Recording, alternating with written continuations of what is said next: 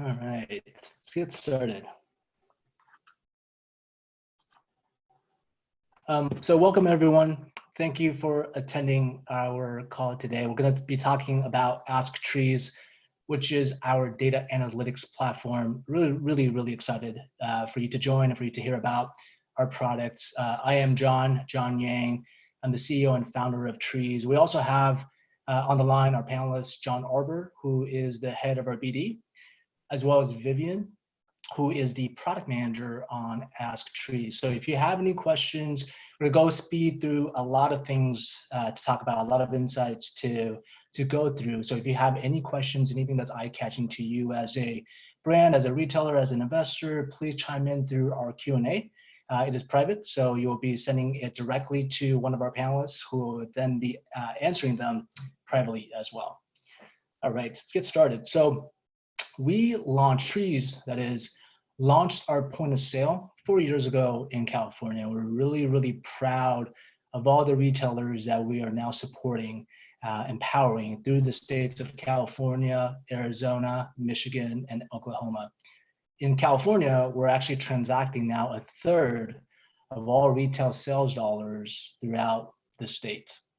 And in this growth over the last 4 years, we've heard a lot from our retail partners, our brand partners, about the need for data, about the need and impact for data insights that can really connect this ecosystem together. And so today we're going to demonstrate the power of real-time analytics through our AskTreez platform. And there's several topics we want to focus on. So using our tool, we're going to take a look at the broader California markets, the impact of the COVID-19 outbreak with respect to consumer purchasing habits, right?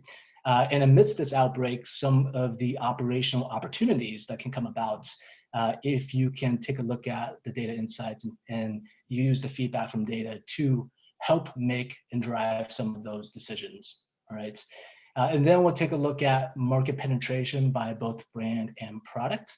And lastly, sum up with a way of connecting, a look into connecting our retail partners with their supply chain partners, their brands, and to help facilitate just-in-time inventory. All right, so without further ado, let's take a look at the overall California markets. How is the California market? What are some of the differences in regions? So everything that's embedded on these slides is powered by our tool. Our tool, AskTreez, is updated every single night. So you'll take a look at data up as current as last night's data. So in this case, what we're looking at is the average gross receipts per store across the many regions. And that's the bar charts representing the current week.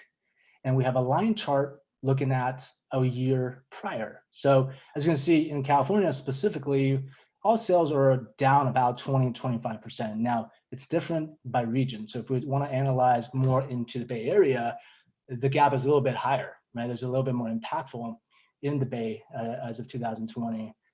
But if we take a step back and look at Los Angeles, a little bit different, where most of the stores powered by us in the Los Angeles proper area are doing about the same to start Q1 as they did a year ago. Okay, obviously we saw this spike in sales right around the announcement of the shelter in place. All right, and if we hone in on it, we'll take a look at that. That spike happened, and then when people have sheltered in place, the drop in sales accordingly. And if you want to dig deeper, you want to click into the actual week, we can actually now present, as I said earlier, day-by-day sales, day-by-day updates to look at what is the market dynamics every single day.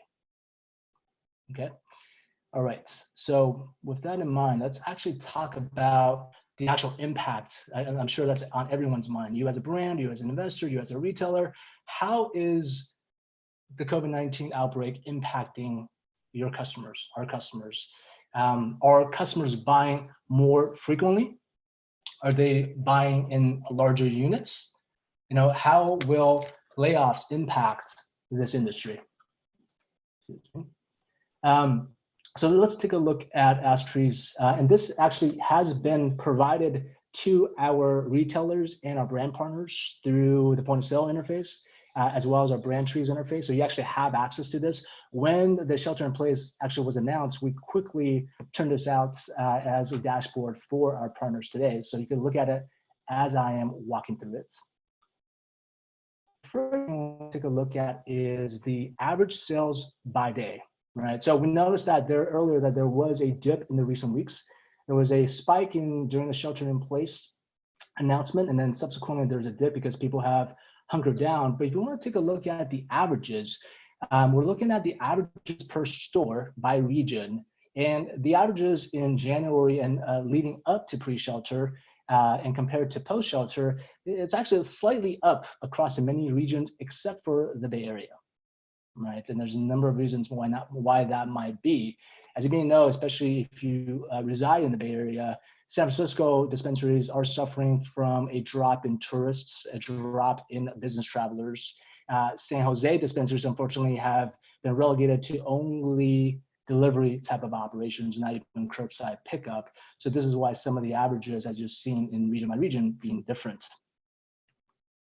Now, what we also did was take a look at, all right, well, if there is a drop in tourists, if there is a drop in business travelers, where are some of these sales going to come from? Well, typically it's going to come from your loyal customers. And what we're showing on screen now is a representation of a cohort of loyal customers, customers that have purchased at least twice in the month, that typically shop in no more than 2 stores.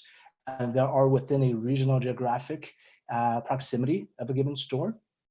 And when we kind of study the dynamics, so in January, their baseline, they typically purchase, as I said earlier, twice a month. So every 15, 16 days, they make a purchase. They tend to purchase 80% of the time products that they purchased before.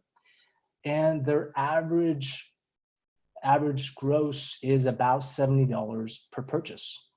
Now, if we look at the post-sheltering period, it's roughly about the same in terms of the number of days between purchase, about a day longer, right?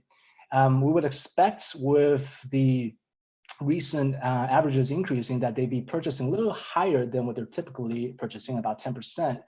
They're actually coming back and purchasing nearly $90 of products. And so definitely adding a lot more units per purchase.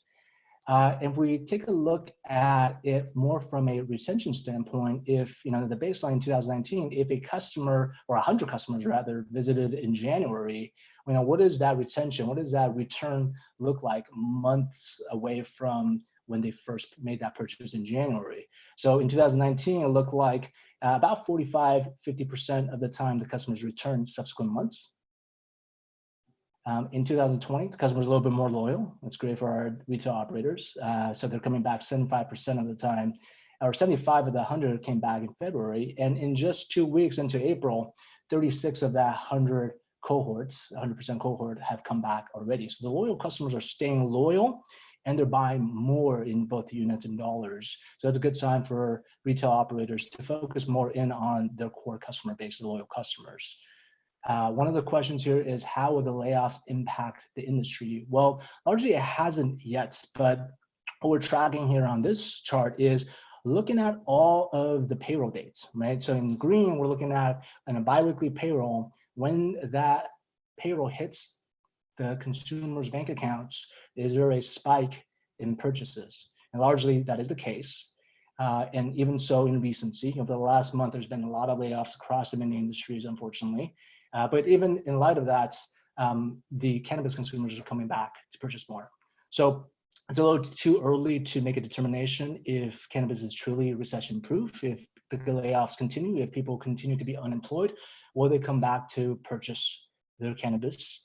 But because our data is updated every single day and we're plotting this out, make sure you check your COVID Insights dashboard. And if you're attending on this call and you're looking to get access to this and you're not currently a brand Treez or a sale Treez customer, reach out on our Q&A and we'll make sure we get you access to this. All right, so a little too early to tell. So far, layoffs is not impactful yet to the cannabis industry for the loyal customers, especially, but time will tell. The other question here is, are customers coming in to buy larger unit sizes? So let's take a look at that data. As we get there, we have some other insightful information as well, which is the inventory remaining in days across the different categories. As you'll see that largely they're the same. There's not too different. Products and edibles a little bit higher in demand nowadays have about a day or two less of inventory remaining, while product types like topicals and pre-rolls have about a 10 or 15% higher inventory level just because of the lack of demand in those categories. And we can attest to that in the next graph here, where we're looking at a day-by-day category mix of sales.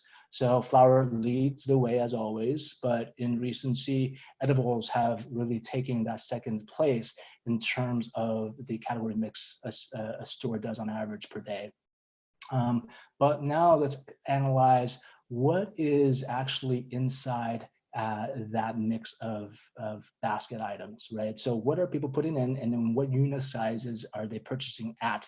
It's very critical information for both our brand partners and our retailers. So I'll start with looking at sales by price point. So what you're looking at on screen here is a week by week chart of items purchased by the price unit, right? So the pre-tax price of $0 to $10, $10 to $20. And what you'll notice here is strikingly that starting in week 9 and 10, when the pre-shelter announcement happened, we had a cross of intersection of the $0 to $10 products, the smaller promotional, try it before you buy it type of product range, to the more $30 to $40 sustained higher, potentially higher unit size products. That cross, and that has remained cross since week 9.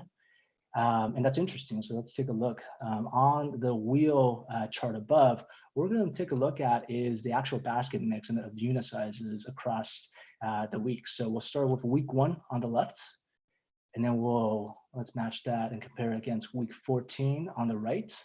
And then let's pick a category of flowers.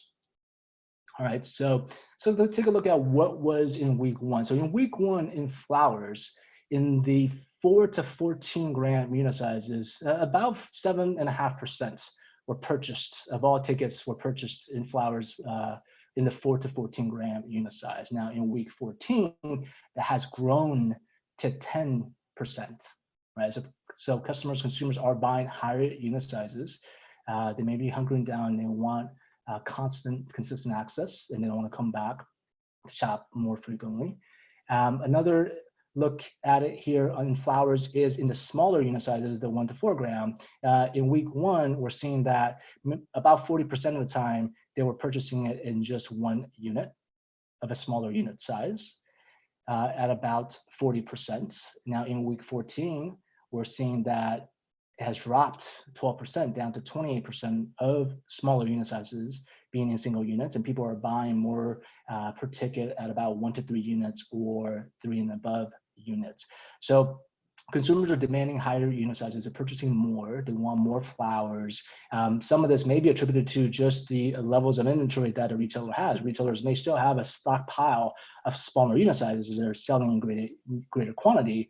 But this is a great metric to keep attention to pay attention to, because it does drastically reduce labor if across the different categories, across the different SKUs, if items can be packaged in higher unit sizes in larger packages, if that's what the consumer demand is. So there's a lot of great information on this COVID dashboard. There's more that you can glean from it. It's updated every single night. So we're going to move on from just looking at this dashboard, but definitely come back often every single day to take a look at how things have changed.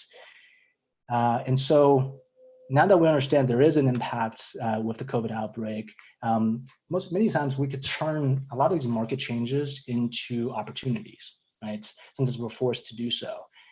So this now we're moving into our markets dashboard powered by AskTreez, and we're going to look at some of the trends across, let's call it edibles. Let's focus on edibles for now and see how that dynamic has changed. So with consumers hunkered down at home, we're looking at now some edible leaders. Plus is the one I have highlighted. and just look at their average gross per store over the many weeks, you'll notice that in early January, Plus is hovering around $3,200 per gross per week per store. And in the recent dips seen in week 13 and 14, if you average that, there's about maybe 5 to 10% less than where they started in January. All right. So by and large, it's holding to some good averages. That means that there's a telling sign that consumers are more geared towards buying brands they trust, buying brands, branded products that they know of. And if we move slightly down into looking at Smokies as an example, you'll notice a change here where their averages, even in a dip, during a dip, have seen an increase, as you notice in week 13 and 14, being about $2,700, $3,000 and increasing, and that's about 10% or more compared to their week 2 and week 3 averages.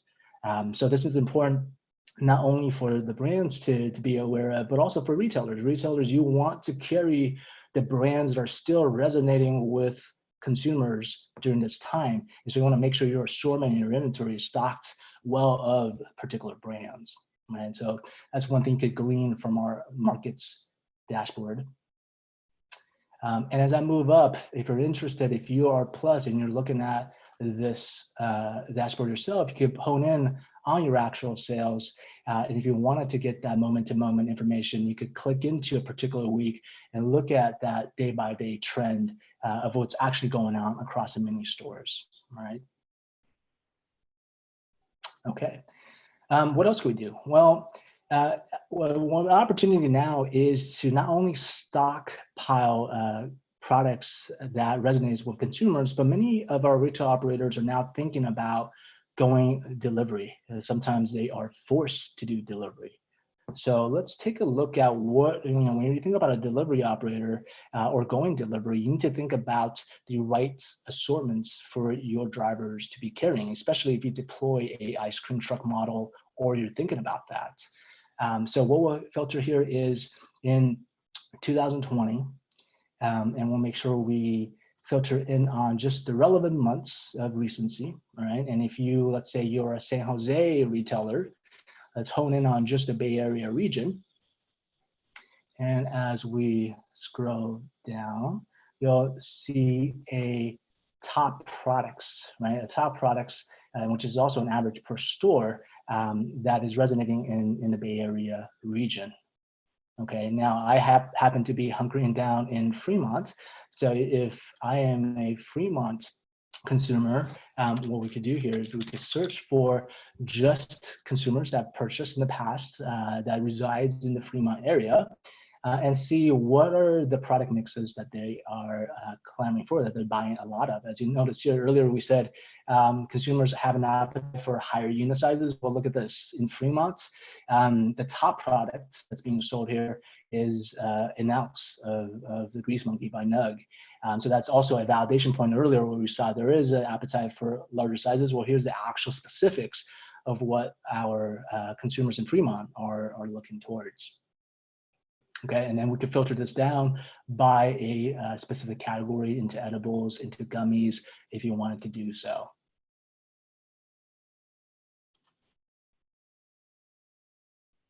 Right. We're going through this pretty quickly. Again, if you're interested in more of an in-depth walkthrough, or if you have questions, make sure to use that Q&A. Vivian and John Arbor are staying attuned to any questions and answering them live. One more thing to go over here is now that if you have a focus on delivery, it's important to understand the delivery minimums that you can set, and they're going to be different by where you deploy your drivers, right? So in Marin County, for example, the averages that's shown there is at about $38. So compared to some of the other counties of customers, could be significantly higher, 10 to 15%.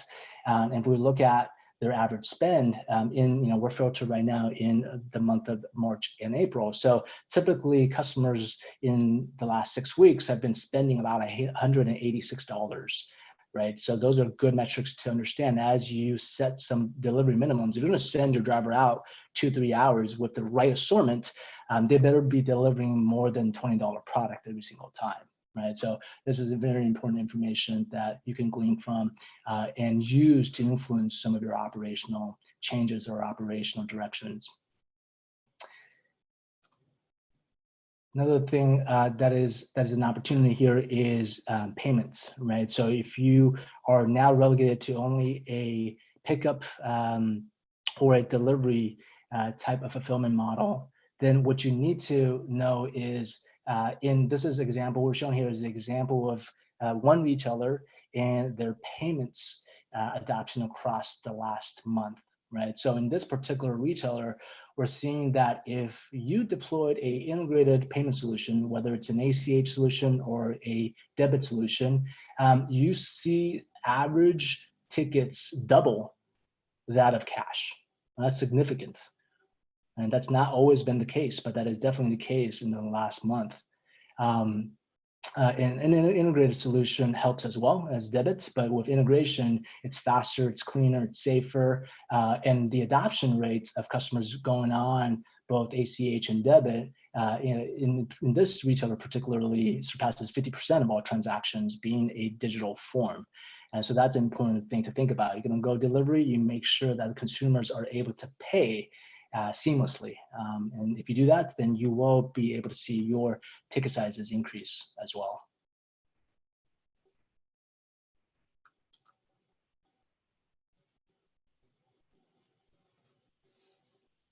All right. So now let's move towards more of the market dynamics. All right. So what we're showing here, it's a lot of noise. That's because there's a lot of brands in California, and then there's a lot of brands, many brands to come as more of the states go recreational, as more of the states come and copy the CPG model of California. So how do you filter out some of this noise? It doesn't mean that every small dot is a meaningless brand. It doesn't mean every big dot is a brand that you should be buying. So we want to give you this tool both as a brand and a retailer to help understand where your right fit is. All right. So to kind of set the tone on this particular chart, we're looking at a y-axis of gross receipts. So that's how much sales this brand is contributing, to a bubble size of the units, which should be in line with the gross receipts. And then the x-axis of the what we call weighted ACV, but that's really a definition for store penetration. Store penetration measured by the gross sales of a particular store, right?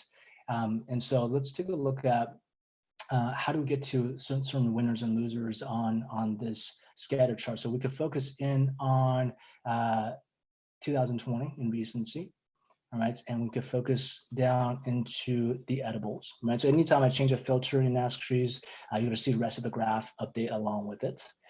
All right, so now in edibles, we see some clear winners on the top right. Kiva plus Camino, the ones that you know about, the ones that you carry, definitely are on the upper right. But depending on how your retail is modeled, maybe you do have a clientele that has a bigger appetite, for larger priced products. And you want to figure out, all right, well, in that case, if I want to look at particular size, maybe 100 milligrams in edibles, and I want to look at maybe unit items that are larger or higher in price, maybe over $25, does that brand chart still hold the same? And in this case, it's changes. You see Kiva be a more clearer winner in larger priced products in the 100 milligram unit size.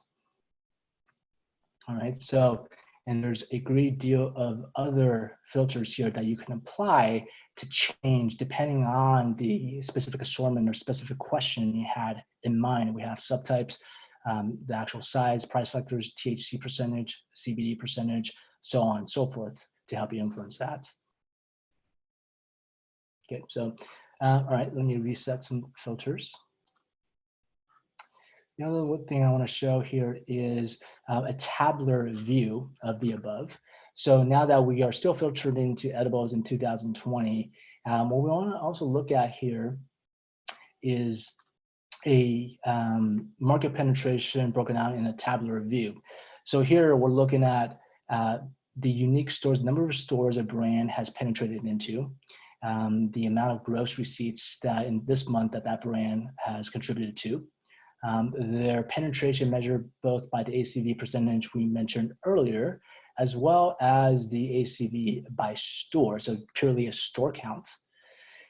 And having penetrated into these amount of stores, what is that velocity of contribution to every store? So in this case, Kiva contributes about $1,200 to all the stores that Kiva has penetrated into for that month, right? And some other important metrics to pay attention to is the amount of days, we call it product days out of stock. So the amount of days Kiva SKUs has been out of stock in particular stores that they've penetrated into. So you want to reduce that number down, especially if these are higher grossing items. You definitely want to reduce that down to 0 at all possible.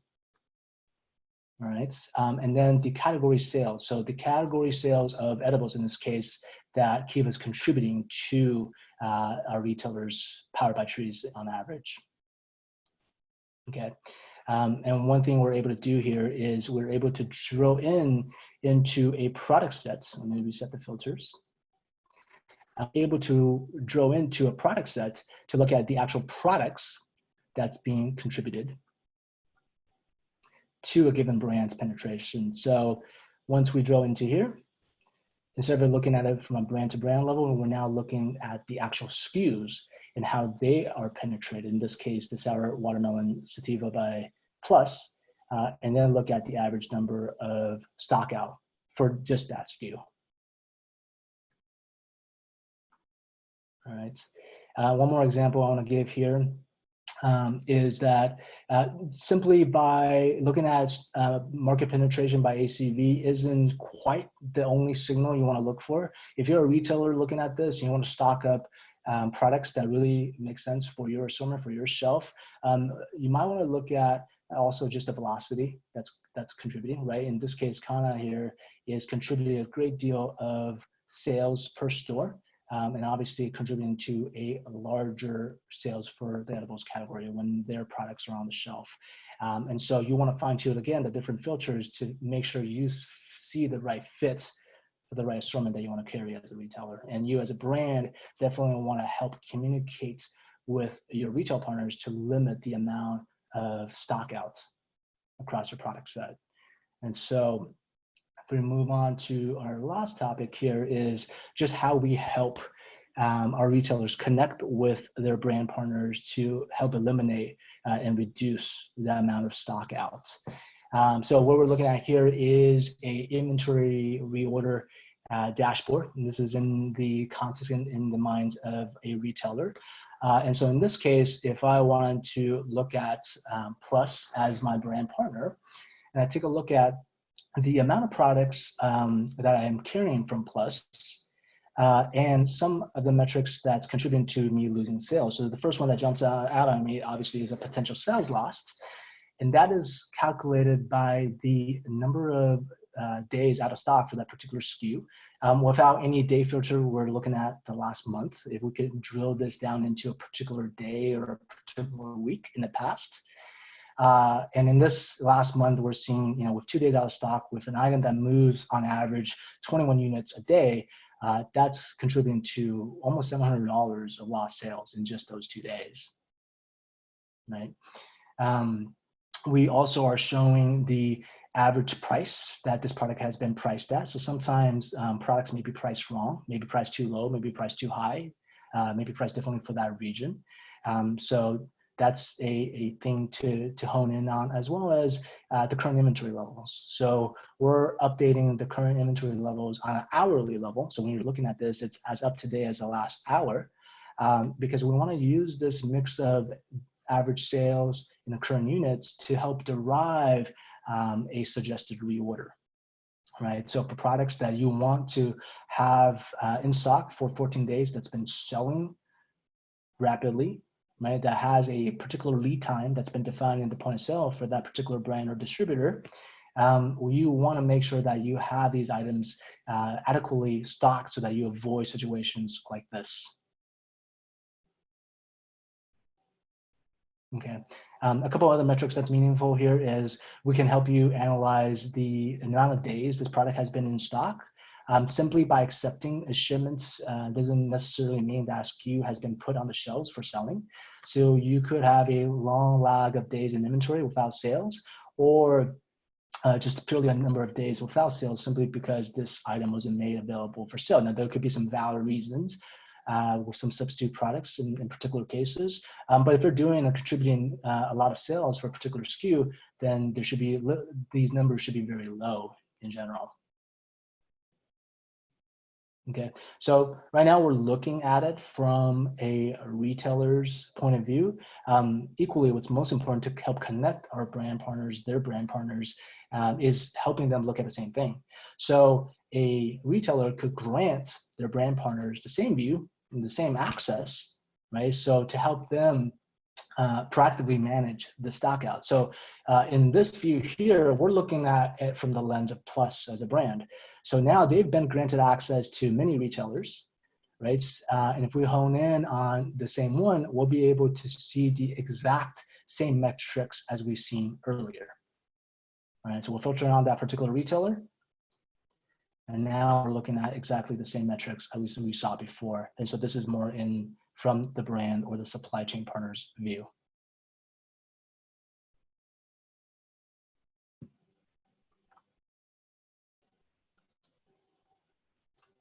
All right. We went over a lot, so several takeaways here. So in this dynamic environment, real-time data is vital. We are providing it at a daily level for most of the sales insights, and inventory levels we're providing at an hourly level. We aim to provide everything at an hourly level before the end of the year. Because with everything being in high volatility, having access to this to get feedback to help you derive some of these procurement conversations and decisions is imperative during this time. For our brand partners, having this access to this tool and understanding the change in consumer habits and what they want to buy and what sizes, right, and what package units and what dollars is really, really impactful. If you're able to understand that correctly, if you're able to package correctly, if you're able to understand stockouts before they happen, and you keep your products in the shelves of our retailers, then ultimately that makes consumers happy, right? As retailers, you definitely want to optimize your payment solutions, your fulfillment workflows, your product assortments. You want to make the right decisions. You want to be lean at this time as you're being forced to. So only stock what you need in the right sizes and assortments that you need for the consumers. And then lastly, we've shown that we're providing a tool to help you connect in the inventory levels and the sales levels between our brand partners and our retail partners. And what we're actually offering here is the COVID dashboards that you saw earlier, that again is entirely free, that it's been out for a month. We're continuously updating it with your feedback. So that's available if you are a point of sale customer of ours or if you're a brand partner of ours. We're actually also offering a market insights dashboard for free as well. And so if you log into your AskTreez portal or your brand Treez portal, you should now see a free version of the market tool. And lastly, if you want to reach out for a more in-depth walkthrough, we went over a lot, but it's only a skim of what we're actually able to do. Definitely reach out via the Q&A, via email, and we'll be reaching out to you post this call as well. All right, got a little bit of time left. John Arbor and Vivian, any questions that has come up that we want to answer live? Yeah, people have been asking about the data set and the size of the data set, where it's coming from, and then secondarily gotten several questions on, and maybe something more near term, can you explain velocity again? Yeah, so the data set's coming from our point of sale. What we do is we aggregate them, anonymize them, A lot of our data is more accurate as we launch brand trees, so that when our retailers are intaking products, they're able to select from our brand trees catalog versus having to type in the product name, brand name, descriptions, and all that jazz manually, which induces a lot of errors. So the more we can correct that at the point of sale, the better that data is represented once it is piped into AskTreez. We have in California alone 130 some odd retailers and increasing, and our retailers are higher in volume. So in a dollar terms, it represents about a third of the California markets. And John Robert, is it, did you ask about velocity as in what type of velocity? I think it was on the ACV, the market penetration table. People were wondering the calculation for velocity. Yeah, so velocity is calculated. Let me actually pull that up as we answer this live. Velocity is calculated as the amount of gross receipts divided by the amount of stores that brand has penetrated in for that given month. So if we look on screen here as the market penetration table loads, Raw Garden in this case is killing it, right? So the velocity that they're contributing to is nearly $19,000 per month per store. Great questions. Others?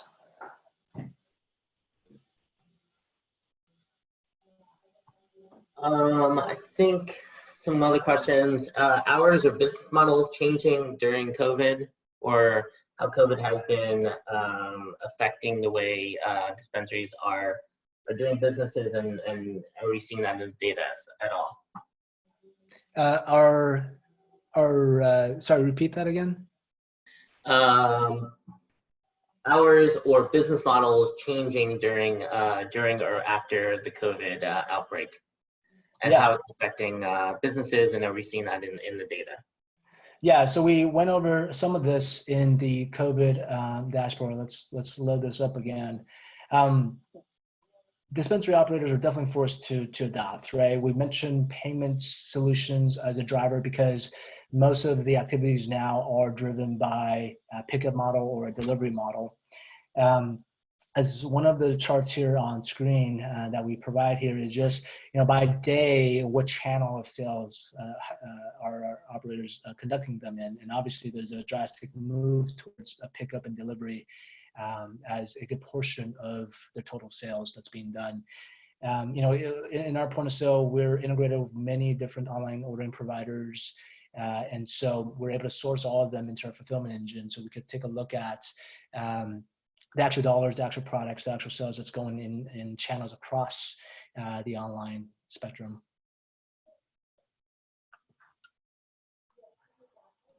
Awesome. Somebody asked about expansion to other states. Are we just covering California, et cetera?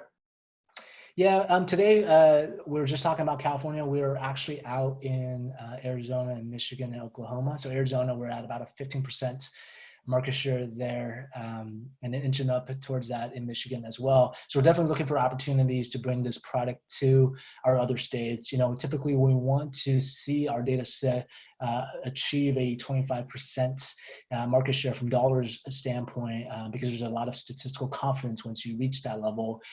But from an inventory fee perspective, we're launching that ahead of our market product. So our retail partners and brand partners in Arizona, if you're looking to connect with each other through what you saw earlier in the reorder dashboard, definitely that's something we're looking to launch in other states as well. Actually, on the topic of the reorder, the inventory reorder page, people asking, can you reorder the inventory through Treez? What information do the brand partners see exactly when retailers share that feed? And if I'm a retailer and don't want to give access to certain brands, but others are okay, how's that controlled? Yeah, great questions. Let's take a look at this is the reorder report from a brand's view. Right, so in the lens of Plus, I'm now looking at just a particular retailer that granted me as Plus access to their inventory. So this is what I would be seeing. I would be seeing the category of my products, the SKU level product names, the different sizes of these products, the average price, the current units, which is at hourly level. Without any day filters, I'm looking at the last month of sales, so the daily average units sold. The number of days of stock outs. So in that last month, I've seen this product be out of stock for 2 days, sorry, in total. And those 2 days have accounted for about $675 worth of lost sales.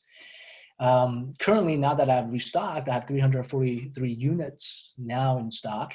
I see, or I estimate about 16.5 days of remaining inventory. It's been, so this particular batch of units has been in stock for the last 6 days. And within those 6 days, I've seen a day without sales. So that day could really be just me not putting it on the shelves.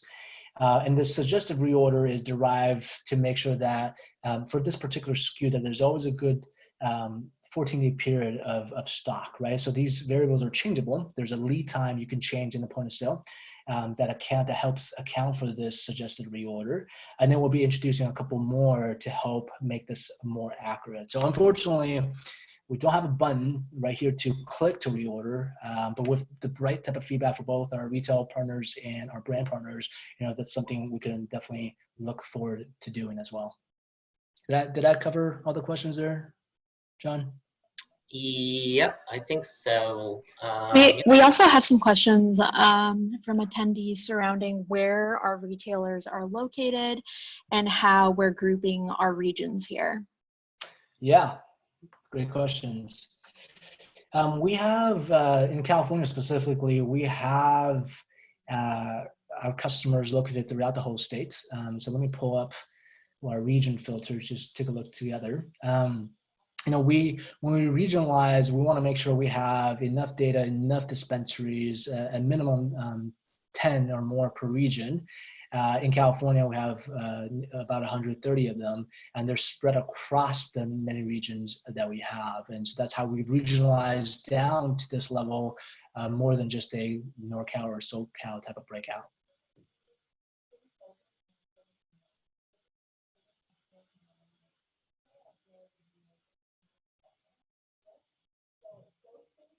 Awesome. Well, thanks everyone again for attending this call. Hopefully it was insightful. Hopefully you're intrigued and interested. I'll definitely, when you exit this call, you should see a pop-up for a follow-up information via Zoom. And we'll definitely reach out with some follow-up emails to engage you on a more one-on-one walkthrough. All right, everyone. Well, thanks again.